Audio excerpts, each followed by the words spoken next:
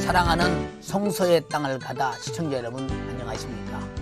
오늘도 제 옆에는 성지와 그 속에 나타난 역사를 은혜롭게 소개해 주실 이원희 교수님, 김호경 교수님 나와 계십니다.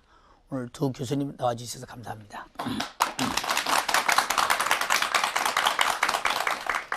오늘부터 어느 성지든지 그 지리와 특성을 잘 아시고 또 현장감 넘치게 소개해 주실 이원희 목사님께서 나와 계십니다.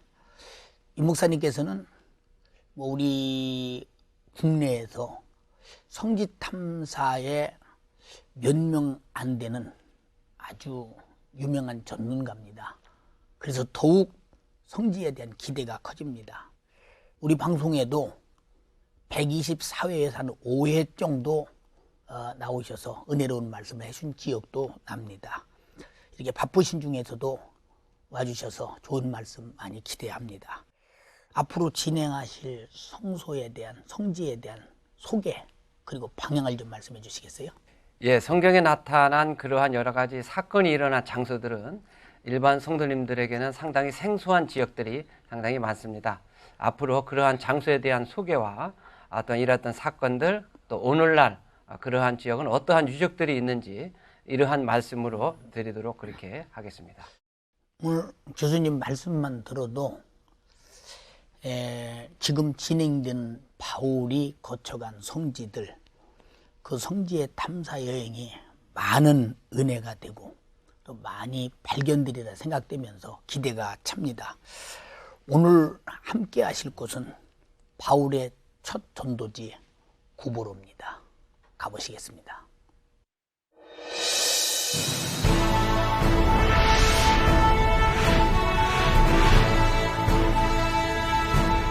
이방 땅 영혼들의 구원 사명을 성령께 받은 바울이 바나바와 함께 첫 사역지로 정한 땅은 바로 구브로다. 당시 바울 일행이 도착했던 살라미는 안디옥에서 가장 가깝고 페니키아인에 의해 세워진 구브로의 주요 항구였다. 로마의 송령이며 상업도시였던 이곳에서 바울 일행은 가장 먼저 유대인 회당으로 가서 복음을 전했다. 그러나 그들은 배척당했다. 그 후 바울의 발길은 그곳에서 300km 떨어진 바보 항구로 이어졌다. 지금 우리는 사도 바울이 떠났던 그 옛날 그때의 이름으로 바보항으로 갑니다. 지금 여가 바보항인데 전 시내가 유네스코 세계유산지로 지정되어 있는 이곳은 바울 당시엔 구브로의 정치 중심지로 미의 여신 아프로디테의 고향이었으며 각종 우상들이 섬겨지던 섬이었다. 바로 이곳에서 바울은 서기오 바울이라는 총독에게 복음을 전함으로써 역사상 처음으로 통치자가 예수를 믿게 하는 성과를 이루어내었다. 여러분은 지금 화면을 통해서 기대가 찬 구브로, 바로 그것이 사도 바울이 첫 번째 전도 여행지였습니다. 지금 여러분들이 보시는 구브로, 그곳은 어떤 곳인지 지리적으로 궁금합니다. 우리 이원희 교수님 좀 시원하게 전해주시기 바랍니다. 예, 구브로 하면 역시 시청자 되시는 분들은 상당히 생소한 지역이라고 생각이 됩니다. 그래서 먼저 지도를 한번 보도록 하겠습니다. 이것이 지금 우리가 잘 아는 터키 지역이고요. 이 남쪽이 아프리카입니다. 터키 옆에는 이제 그리스가 있고 로마가 있습니다. 그리고 이쪽은 이제 아시아 지역이 되겠는데요. 바로 이 터키 본토에서 남쪽에 있는 우리나라의 제주도의 약 한 5배 정도에 되는 섬치고는 상당히 큰 섬이 바로 이 구브로 섬이 되겠습니다. 그러니까 터키 남쪽 아시아에서 이 지중해 해안가로부터 서쪽에 있는 섬이 되겠습니다. 특별히 이 구브로 섬은 오늘날 사이프러스, 키프러스 공화국이 되겠습니다. 바울 전도 당시에 이미 이곳에는 이제 유대인들이 살고 있었던 그러한 곳이기도 합니다. 그래서 사도행전 13장에 보면은 그러한 사실들이 이제 기록되어 있는 그러한 섬이 되겠습니다. 김 교수님, 이 구보로로 갔던 그 바울의 전도가 여러 가지 그 전도 속에 나타난 것들이 있을 텐데, 그 바울의 역사에 대해서 좀 정리해 주신다면. 예, 구보로에서의 바울의 활동도 회당에서부터 시작을 합니다.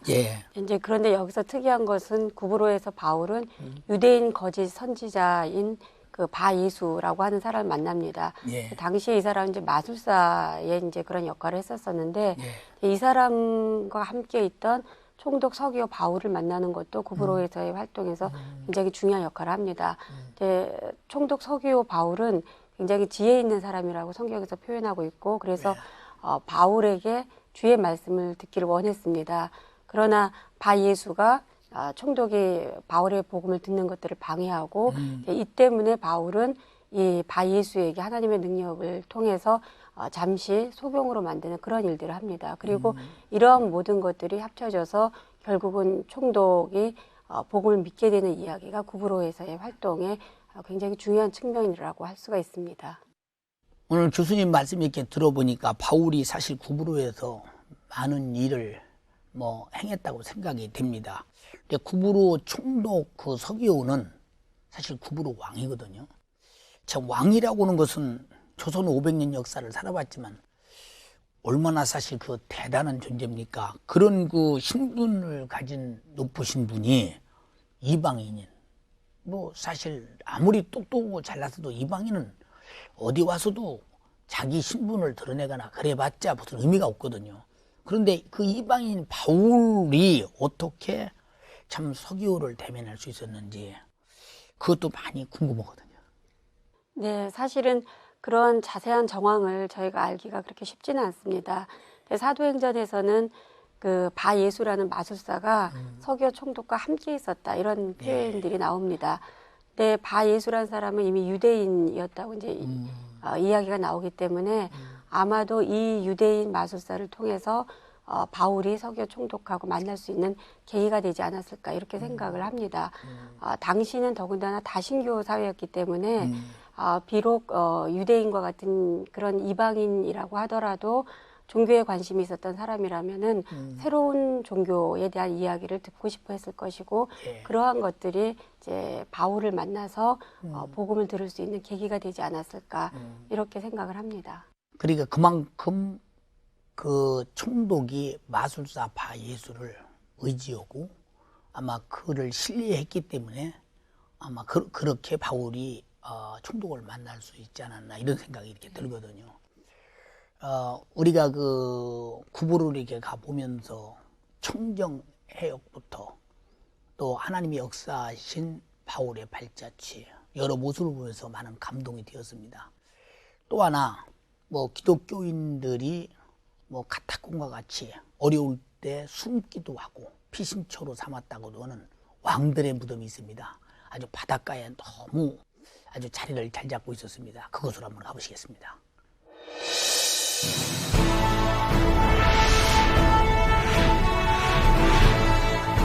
바보 내륙 지역에서 항구로 가는 길에는 왕들의 무덤이 있다. 순례팀이 이곳을 찾은 이유는 왕들의 무덤이 초기 기독교 순교사와 관련이 있기 때문이라는데, 이것도 역시 기독교인들이 박해를 당하면서 숨어 있을 수 있는 어떤 그 좋은 장소가 아니었나 싶으면서 아마 그렇게 믿기라기보다는 그랬다면 아마 하나님이 그 순간이라도 사용한 아마 그런 장소가 아닌가, 이렇게 생각되어서 그 길에서 성경 이야기를 담은 한 나무를 만났다. 네, 쥐엄나무 열매인데, 그거 좀 뭐야, 그거. 이 쥐엄나무 열매는 누가복음의 탕자가 도시에서 돈을 탕진하고 줄임배를 채웠던 것인데, 바로 이 쥐엄나무를 통해서 영역적으로 볼 때 바로 하나님의 말씀만이 생명의 양식이요, 우리를 축복하시는 축복이기 때문에 하나님 말씀을 먹어야 산다. 그 생명의 양식을 지키려던 초대교인들은 한 장소를 택했다. 그곳이 고대 왕들의 시신을 묻었다고 전해지는 왕들의 무덤이었다. 그리스와 로마의 돌무덤 양식을 모방한 이곳은 지하 무덤으로 바위를 파서 만들었다. 거대한 기둥들은 도리아식으로 장식되었으며 복잡한 구조로 되어 있는 이 무덤들 중엔 채색 벽화로 치장된 호화로운 묘들도 있다. 그런데 이곳이 초대 기독교 박해 때 교인들의 피난처로 사용되었다. 당시 권력자들의 욕망의 덧없음을 상징하는 이 동굴이 영원한 생명의 양식을 지키는 울타리가 되었고 순례자들은 이곳을 소중한 성지로 여기고 있다. 지금 우리는 왕들의 무덤을 보셨습니다. 저는 이원희 교수님과 함께 왕들의 무덤을 이렇게 바라보면서 이것이 왜 왕들의 무덤인가 하는 의문도 있고 또 전문가를 통해서 설명을 들으면서 많은 이해도 했습니다. 참 그곳의 공기도 맑고 청정지역이고 너무도 좋았습니다. 이 교수님 그 왕들의 무덤, 왕들의 무덤은 어떤 특징을 가졌는지 그때 자세히 저에게 설명해 주셨는데 다시 한번 설명해 주시죠. 예, 그래도 이제 목사님도 그렇고 저도 예. 상당히 궁금했던 것이요. 예. 그게 왕들의 무덤이라고 하니까 예. 왕들이 묻힌 무덤인 줄을 예. 알았어요. 예. 사실은 왕들이 묻힌 무덤이 아니고 예. 그 무덤들이 너무 호화롭고 예. 웅대하기 때문에 그래서 왕들의 무덤이라고 부른 거지. 그 왕들이 묻혔기 때문에 왕들의 무덤이라 이렇게 이제 부른 것이 아니라고 하는 그러한 이제 오해를 예. 우리가 이제 이해를 할 수가 있었고요. 예. 그러다 보니까 자연적으로 채색으로 된 예. 아주 그 호화로운 예. 그러한 형태의 그 무덤의 특징을 가지고 있었고 또 말씀드린 것처럼 왕들은 한 번도 묻힌 적이 없는 그러한 무덤이 되겠습니다. 또 이 무덤들은 그 바위를 깎아서 만든 무덤인데 이 바위를 깎아서 만든 무덤은 그리스나 로마 때의 그 무덤 형태에 영향을 받은 그러한 그 무덤이라고 생각이 됩니다. 그리고 재미난 것은 이 무덤에서 죽은 사람들을 위해서 이제 장사를 지내고 나서 산 사람들이 그 무덤에서 음식을 먹고 그 음식을 상당 부분 남겨놓고 그러고 난 다음에 죽은 사람들로 하여금 그것을 먹도록 하는 그러한 풍습이 있었던 그러한 그 무덤이 바로 이제 왕들의 무덤이고요. 예. 이 무덤은 이제 바닷가에 있는데 그 바닷가 옆에 바로 바울 사도가 들렸다고 하는 바보라고 하는 그러한 항구 옆에 있는 항구이기도 합니다. 예. 또 그리고 마지막으로 한 가지 살펴볼 것은 이제 로마에도 카타콤이 있지만 이 왕들의 무덤도 훗날 이 무덤이 박해받은 기독교인들이 피난을 했던 그러한 곳에서 사용됐던 무덤이 바로 왕들의 무덤이 되겠습니다. 그 왕들의 무덤보다는 기독교 역사 속에 더 중요한 것은 기독교인들의 박해 속에서 피난하면서 왕들의 무덤에서 피신했다. 예, 이런 점이 많이 중요하기도 한 것 같습니다.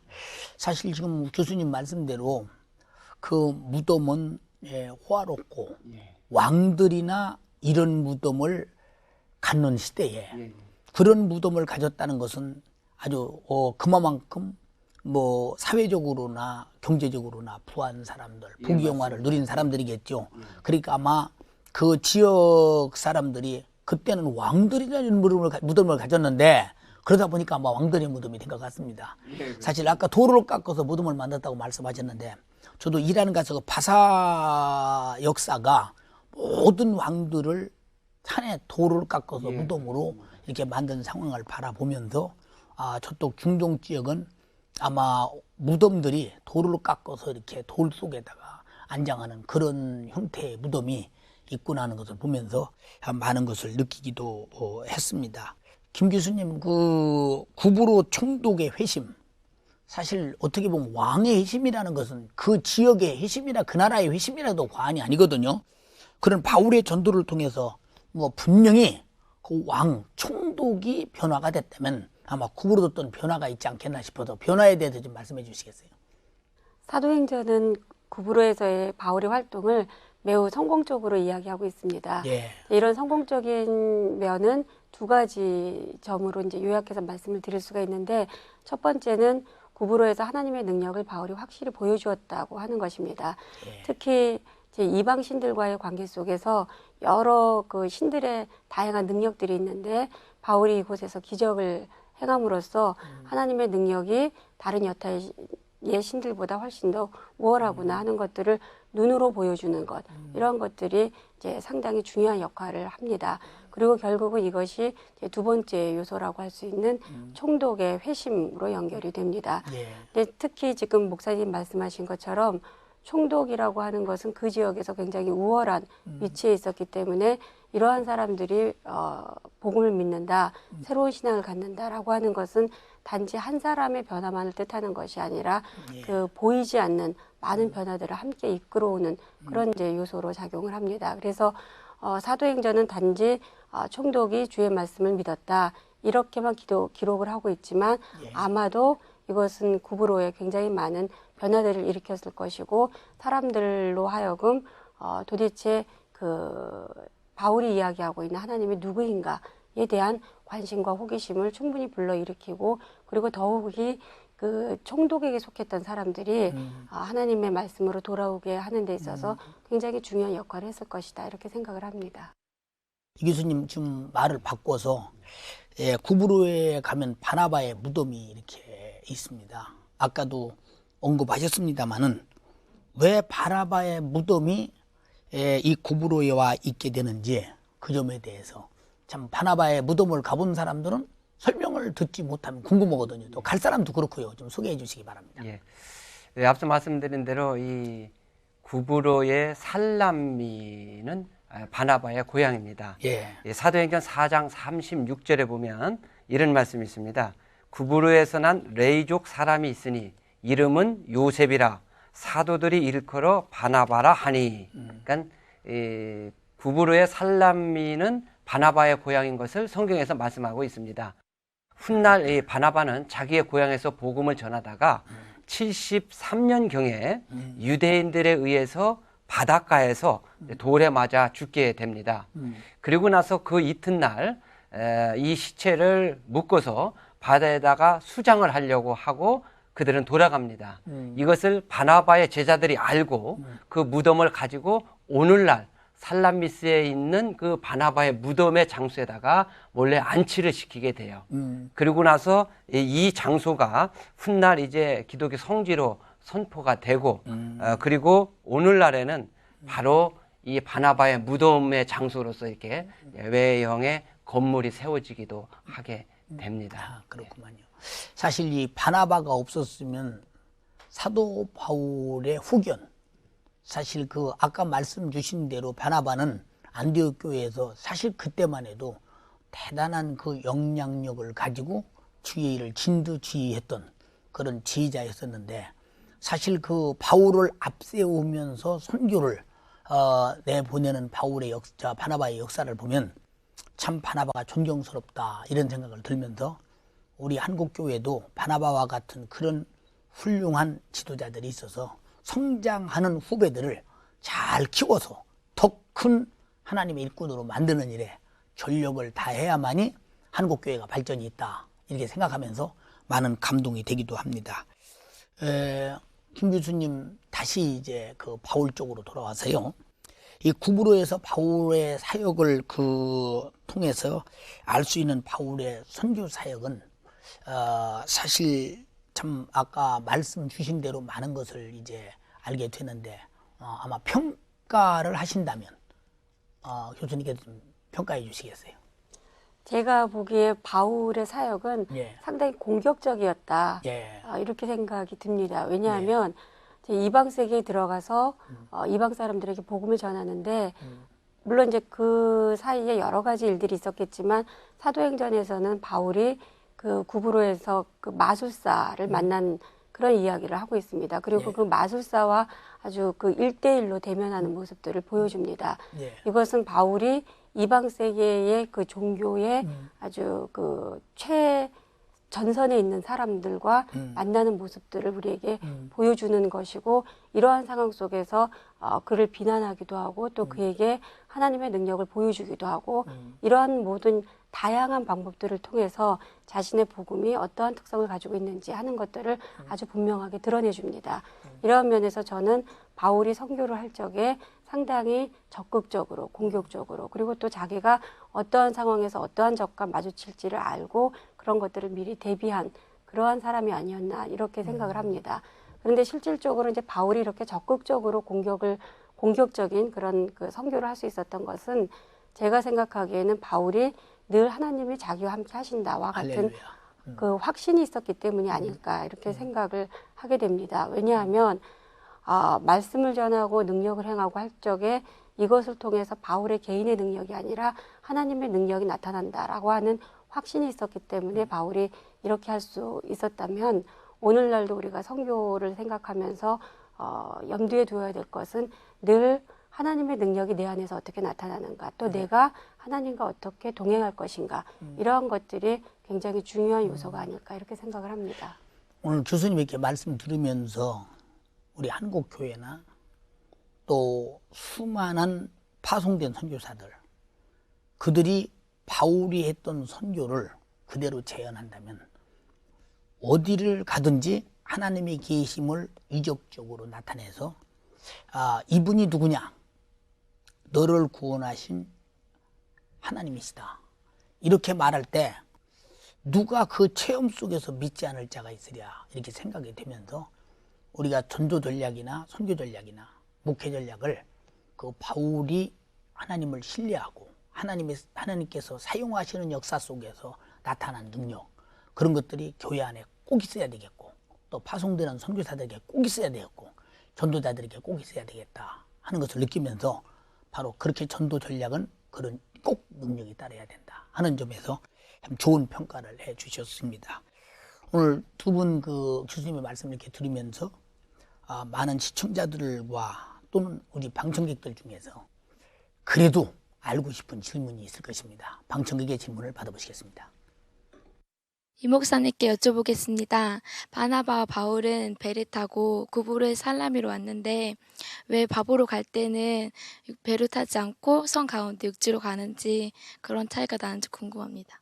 예, 성경을 자세히 읽은 것 같아요. 사실은 살람미도 항구고 또 바보도 항구예요. 그러면은 우리가 생각할 때 배를 타고 갈 만한데 성경에 보면 섬 한가운데로 갔다고 그랬거든요. 이 구브로 섬은 섬 한가운데가 산맥으로 돼 있어요. 그러니까 길을 나기가 어려워요. 그러니까 바닷가로 가야 편한데 바울은 섬 한가운데로 간 이유는 바울은 항상 회당 중심으로 선교를 했어요. 그러니까 오늘날로 말하면 대교회 중심이에요. 그러니까 회당이 있는 그러한 곳으로 복음을 전하기 위해서 가려고 했기 때문에 배 대신에 이렇게 육지로 갔다라고 생각이 됩니다. 김 교수님께 여쭤보겠습니다. 김 교수님께서 엘루마가 유대인 마술사라고 하셨는데 어떻게 유대인이 마술사가 되었는지 궁금합니다. 예, 근데 우선 엘루마는 그 사람 이름이 아니라 그것 자체를 이제 번역하면은 마술사 혹은 박수와 같이 이제 그런 이제 종교적인 그런 이제 역할을 하는 사람들을 의미합니다. 이 사람의 이름은 바예수라고 소개가 되어져 있는데, 이제 이 사람을 소개할 때 유대인 거짓 선지자 그리고 마술사 이렇게 이제 이야기를 합니다. 그러니까 이 사람은 유대인인데 특히 이제 구브로에 있었다라고 하면은 아마도 헬라파 유대인이었을 것입니다. 그러니까 헬라파 유대인이지만 실질적으로 이방 세계에 살면서 이방 종교의 영향을 받고 이제 그러한 것들을 통해서 거짓 선지자 행세를 하고, 그 거짓 선지자 행세를 한 것이 이방 종교에 아주 흔하게 있었던 마술사의 역할을 한 것이 아닐까 이렇게 생각할 수가 있습니다. 마술사는 이방 세계에서 굉장히 중요한 역할을 했던 그 종교 행위자인데 이 사람에 대해서는 우리가 다음에 더 자세히 이야기할 기회가 있을 것입니다. 네, 오늘 두 교수님 나와주셔서 오늘 구브로에 대한 설명 아주 은혜스럽게 들었고요. 바울의 첫 전도 여행지에 대한 이적의 사건도 오늘 참 은혜스러웠으며 많은 교훈이 되었습니다. 사실 한국교회가 어떻게 갈 것인가도 이 점에서 찾지 않으면 안 되겠다 싶으면서 오늘 상당히 이해 깊은 말씀 오늘 고마웠습니다. 감사합니다.